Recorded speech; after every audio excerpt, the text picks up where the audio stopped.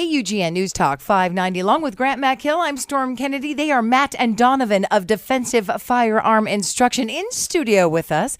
Good morning, gentlemen. Hey, Storm. How you doing? Good. Very good. The last time I met up with you, I was in a defensive firearm instruction class for my concealed handgun license. I passed the test. You did? Fantastic class. It was awesome. I actually took my son because we actually do some target practicing and we handle guns. And this is one of the many things as a mom, I want to be able to handle the guns that he handles and know to do it correctly and find out about what it takes to get a concealed handgun license. So how is the business going for you guys? This is a pretty new business for you. You know, the business is actually going really, really well. We are starting to advance on a few more classes. We've got a female defensive tactics course that we're releasing and a tactical course that we're releasing for handguns. So it's a lot of fun. Sounds like I need to get back there. A female tactical class? That sounds like something that is going to be necessary once you even get your handgun license. You could be rocking that, Storm. There you go.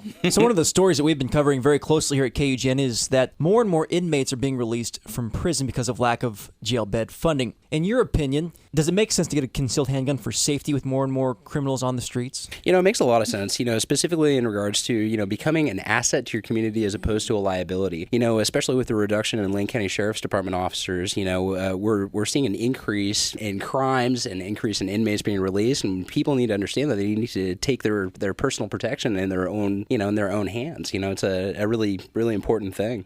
Now, along with that, would it be safe to say that you guys would like to have as many responsible, well-trained citizens carrying concealed guns as possible? Yes, especially when you emphasize that whole well-trained thing. Responsible citizens. Yeah, we don't want just every Tom, Dick, and Harry out there swinging guns around, of course. But if you have somebody who's, a responsible person, mature enough to, and we screen them as we meet them type of thing, and we're not just going to hand them over to somebody we think is going to be a nutcase or anything like that. But responsible, well-trained is definitely the key. And in your opinion, I know a lot of people have this on their minds, would a responsible, well-trained individual with a handgun, would they have made a difference in the tragedy, say, in Colorado? Of course. Regardless of the fact that, the individual moved in with that situation, if there would have been one person there, even if they didn't hit the person, it could have acted as a huge discouraging factor to that individual to continue moving. So, yeah, it totally could have made a difference. Yeah. So looser or tighter handgun purchasing laws? That's a question that's on top of mind of everyone. When it comes to the laws, how do you guys feel about that? You want to take that one? Yeah, totally. Purchasing laws, I think that there definitely does need to be regulations because we don't need every single person to, kind of tie in and be able to buy a gun.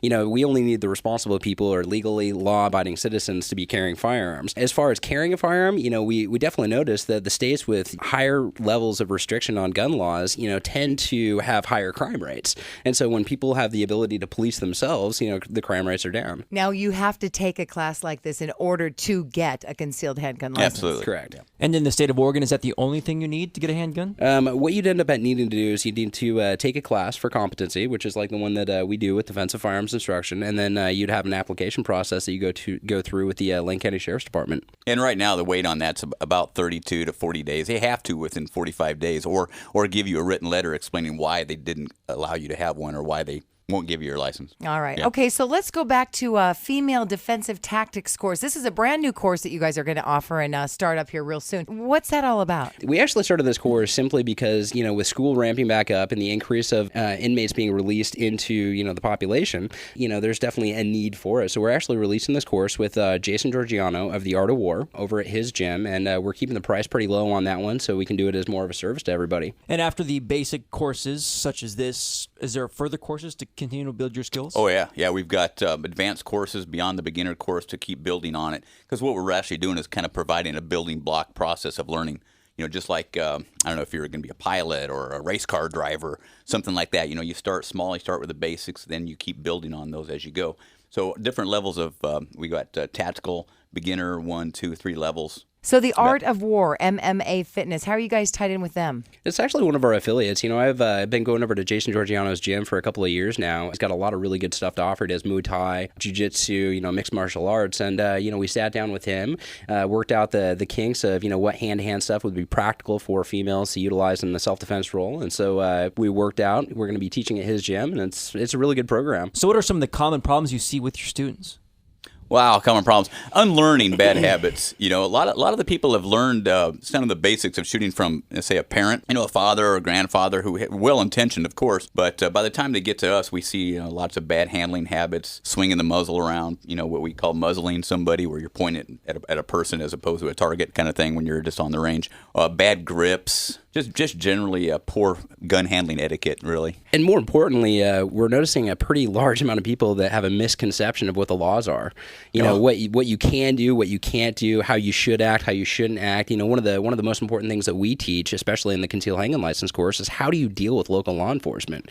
How to deal with it when you get pulled over and you have a concealed firearm on you, because there is a good way to do that, and you can do it in such a manner that it makes the police officer feel comfortable. If you turn your dome light on, or if you turn your signal on, if you get in a defensive shooting situation, how do you respond to the dispatchers? Because that is a recorded call. So, all of it's very, very important. That was one of the most enlightening parts of your class when Wyatt and I took your class. And in fact, I got pulled over the other day because my license plate. Nice job. I know, right? Okay. Well, but the sticker wasn't showing. They couldn't see the sticker because we had a license plate cover on the license duck plate was covering it. Yeah. It's exactly what it was. Yeah, exactly. So, but I just because of the class from you, I sat there and I thought, I'm going to sit here. My hands are going to be on my lap. I'm going to open my window. I'm not getting out of my car. I mean, all these things were part of what you had taught in that class. Yeah. Now, I didn't have a concealed handgun, but well, still. I mean, in any type of situation when we're dealing with, increase of stress levels, we default to, muscle memory, and we default to training. And so this class is really good about getting somebody a basic reference on something, whereas if we don't have any reference and knowledge, what are we going to do? We don't know.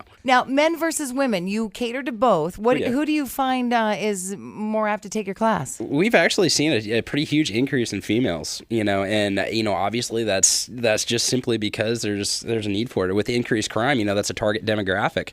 We started out doing these classes quite a while ago, and we've noticed that I'd say easily over half of our clients are females, especially ranging from anywhere from 25 to 70. We've actually done quite a few classes for females that are in their 70s, and believe it or not, the 70-year-old ladies, I got to give them credit, they can shoot like none other. Yeah. We had this lady a while ago that was able to, after an hour of coaching between me and Matt, was doing multi-target acquisition and punching out the center of the target at 7 yards With reloads. Yeah. And that's right there. I mean, that's pretty impressive. And that's one old lady that I would not want to run into in a dark alley. Yeah, and if I had my choice, depending on who am I going to teach all day or whatever, it'd be females, because females learn a lot quicker. They don't have to unlearn a bunch of stuff. So go over really quickly what you do if you sign up for a class, that you go out into the field and you learn to shoot. Yep. What do you do from there? Right now, the best thing to do is get on our website. We have a sign-up tab on our website. You can pick a class. There's a calendar there. Just click on it. Fill out the sign-up sheet. You can pay online right there. We'll get in contact with you. Then you come to the class, and all you need to do when you come to class is just bring a valid Oregon driver's license. You don't need a gun. Don't need a gun. Don't bring a gun to class. For the shooting courses, we can actually provide firearms as well. So Yep. All right. So what's that website? It's www.d-fai.com. It's a great day, a day you'll never forget. All right. Matt and Donovan from Defensive Firearm Instruction. www.d-fai.com. Thanks so much for your time. Well, thanks for having us. You bet. We are Thanks, KUGN News Talk 590.